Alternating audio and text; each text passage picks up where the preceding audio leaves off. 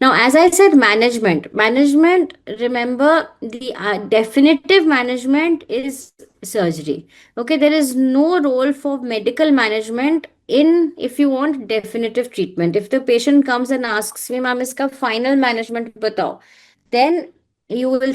So, the patient I was telling you about, she had previous two cesareans and she wanted a third baby. So I told her, you complete your family at the time of the third cesarean. We will excise the endometriotic nodule, and that's what we.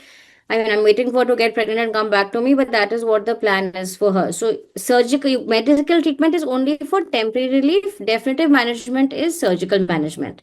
So, management should aim for complete removal of ectopic endometrial tissue, pain relief because that's the primary symptom, prevention of recurrence, and of course, exclusion of malignancy, which is very rare. Pre-op evaluation is, of course, an MRI is ideal because you want to know the extent of the lesion. But even usual pre-op investigations, blood workup, rule out comorbidities, all that you can mention in your theory answer if you get a question on this. Important steps during surgery. First of all, anesthesia. If it's a small nodule, regional, local can also do, but general anesthesia is preferred for deep or large lesions. Then the incision planning. Remember, there should be an elliptical incision around the lesion with a margin of 1 centimeter of healthy tissue, which is visible with the naked eye. You can make out the healthy tissue at least 1 centimeter margin. Sharp dissection through the tissue, maintaining hemostasis, identify by palpation and excise the entire nodule involving, if it's involving rectus, muscle, fascia, whatever required, excise the entire nodule.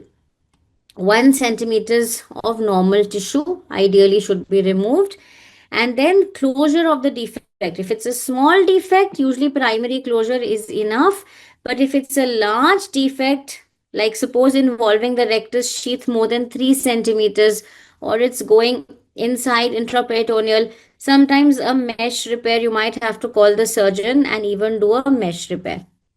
Put in a drain if it's a large raw area. Okay, and always send the specimen for biopsy for confirmation and for ruling out malignancy. So this is again a very important table. What are the steps or what are the precautions you will take during surgery? Okay, so this is the same.